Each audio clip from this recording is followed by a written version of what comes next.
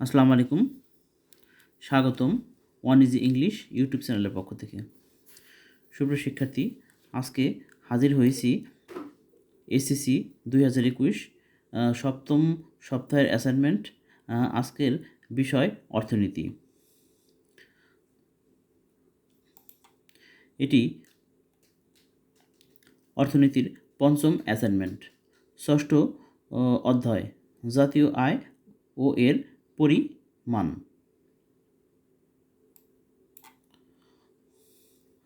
নির্দেশক হিসেবে আসছে পাঠ্যপুস্তক অনুসারে জিডিপির সংজ্ঞা, বর্ণনা ও উদাহরণ প্রদান।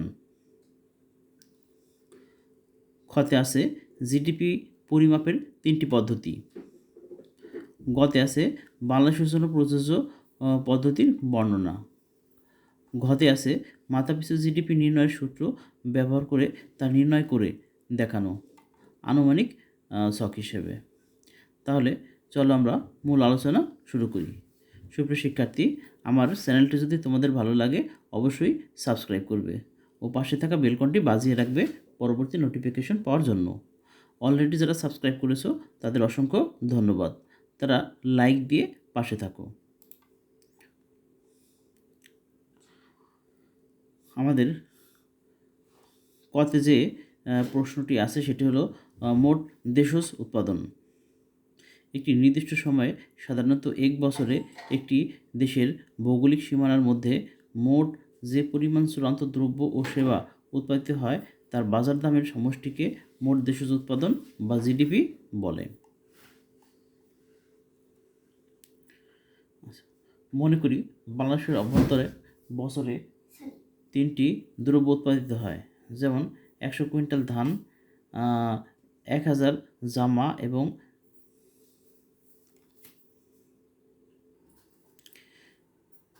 1000 কলম উৎপাদিত হয়। জিডিপি সমান সমান 100 কুইন্টাল ধান গুণ, এটা সুপ্রিয় শিক্ষার্থী এটি গুণ চিহ্ন, তোমরা খাতায় গুণ চিহ্ন দিবে, গুণ ধানের বাজার দাম যোগ 1000 জামা, আবার আরেকটি গুণ চিহ্ন দিবে, জামার বাজার দাম যোগ 1000 কলম গুণ কলমের বাজার দাম। এভাবে কোনো দেশের উৎপাদিত সকল দ্রব্যর পরিমাণকে নিজ নিজ দাম দ্বারা গুণ করে তার সমষ্টি বের করে জিডিপি নির্ণয় করা হয়। তবে গম থেকে যদি চূড়ান্ত দ্রব্য হিসেবে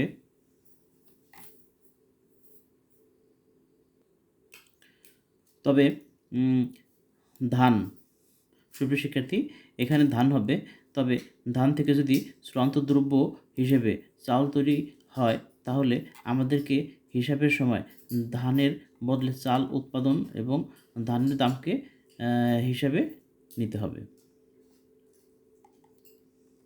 জাতীয় আয়ের পরিমাপসমূহ।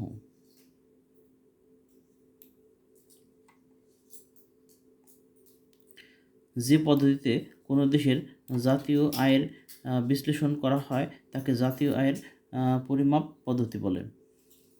জাতীয় আয়ের পরিমাপ 3টি পদ্ধতি আছে, যথা উৎপাদন পদ্ধতি, প্রোডাকশন মেথড।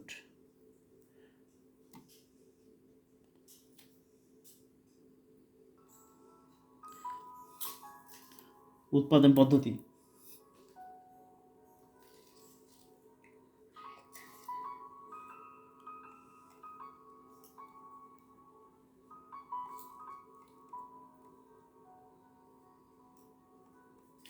পরিমাপ হবে জাতীয় আয় সমান সমান পণ্য ও সেবা কর্মদি গুণ বাজার মূল্য বিয়োগ হস্তান্তর পাওনা বিয়োগ অবচয়জনিত খরচ বা মূলধনের ব্যবহারজনিত ব্যয় বিয়োগ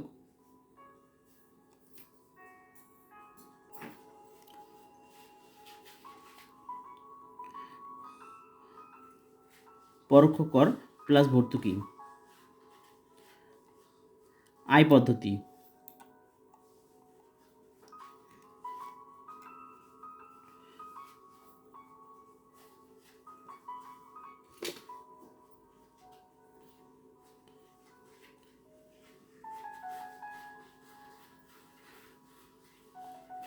খাজনা প্লাস মজুরি প্লাস সুদ প্লাস মুনাফা বিয়োগ হস্তান্তর পাওনা বিয়োগ অবচয়জনিত খরচ বা মূলধনের ব্যবহারজনিত ব্যয় বিয়োগ পরোক্ষ কর প্লাস ভর্তুকি।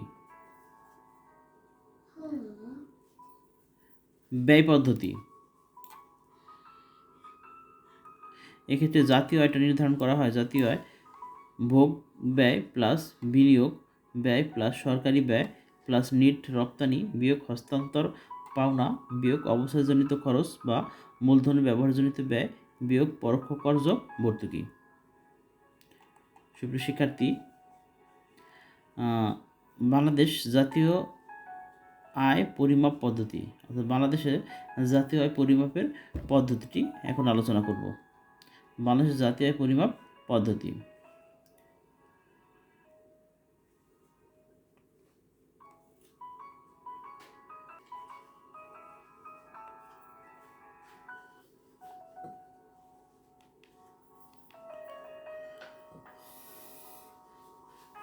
বাংলাদেশের জাতীয় আয় পরিমাপ পদ্ধতি।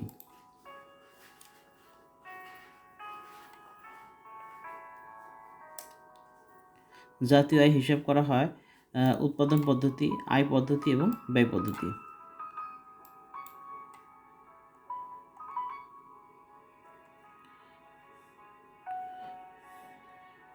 ব্যবসা বাণিজ্য, চাকুরি প্রভৃতি ক্ষেত্রে আয় পদ্ধতি ব্যবহার করা হয়। অন্যদিকে কৃষি, শিল্প, খনিজ সম্পদ ও অন্যান্য ক্ষেত্রে আয় পরিমাপের উদ্দেশ্যে উৎপাদন পদ্ধতি ব্যবহার করা হয়। চাকুরি, ব্যবসা বাণিজ্যের ক্ষেত্রে বিভিন্ন ব্যক্তির আয় যোগ করে জাতীয় আয় হিসাব করা হয়। আর কৃষি, শিল্প, খনিজ সম্পদ প্রভৃতি ক্ষেত্রে মোট উৎপাদনের আর্থিক মূল্য যোগ করে জাতীয় আয় হিসাব করা হয়।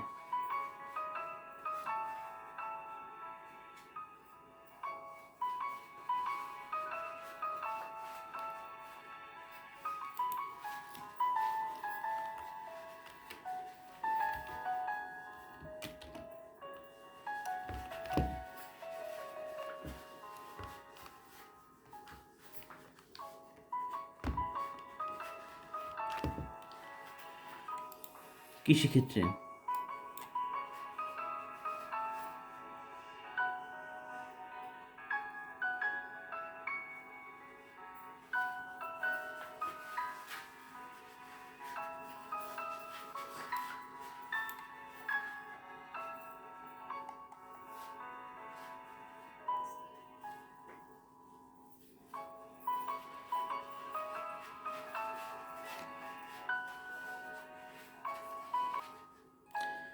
মাথাপিছু মোট দেশজ উৎপাদন।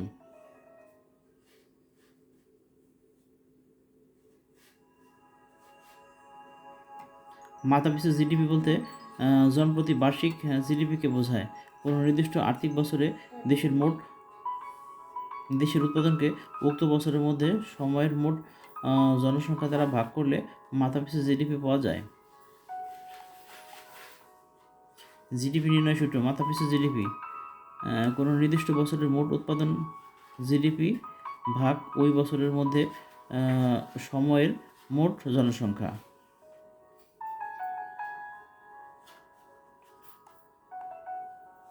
মাথাপিছু জিডিপি হলো একটি দেশের অর্থনৈতিক উন্নয়ন ও জীবনযাত্রার মানের গড় প্রধান সূচক। একটি দেশ উন্নত বা অনুন্নত তা বিশ্ব ব্যাংকের ধ্যান ধারণা অনুসারে এই সূচক দ্বারা নির্ণয় করা যায়। যদি মাথাপিছু জিডিপি একটি নির্দিষ্ট স্তরে বেশি হয় তবে বুঝতে হবে দেশটি উন্নত, আর যদি তা থেকে কম হয় তবে বুঝতে হবে দেশটি অনুন্নত বা উন্নয়নশীল।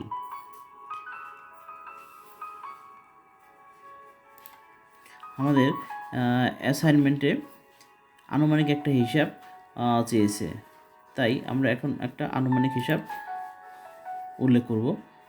উদাহরণ, কোনো একটি দেশে জিডিপির পরিমাণ এটি মার্কিন ডলারে প্রকাশ করতে হবে।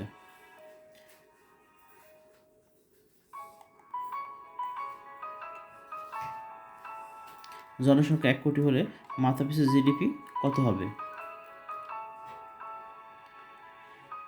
উত্তরে দেওয়া আছে দেশটির জিডিপির পরিমাণ এত মার্কিন ডলার, মোট জনসংখ্যা 1 কোটি, মাথাপিছু জিডিপি সমান সমান জিডিপি ভাগ জনসংখ্যা। এখন এই জিডিপির পরিমাণকে জনসংখ্যা দিয়ে ভাগ করে আমরা 60 মার্কিন ডলার পেয়েছি।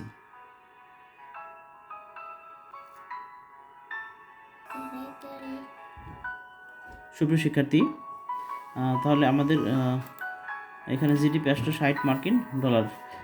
সুপ্রিয় শিক্ষার্থী, এই পর্যন্তই ছিল মূলত আজকের উত্তর। সুপ্রিয় শিক্ষার্থী, আমার চ্যানেলটি ভালো লাগলে অবশ্যই সাবস্ক্রাইব করবে ও পাশে থাকা বেলকনটি বাজিয়ে রাখবে পরবর্তী নোটিফিকেশন পাওয়ার জন্য। এবং এই আলোচনাটা 100% নির্ভুল, তোমরা নির্দ্বিধায় এটি লিখতে পারো। আল্লাহ হাফেজ।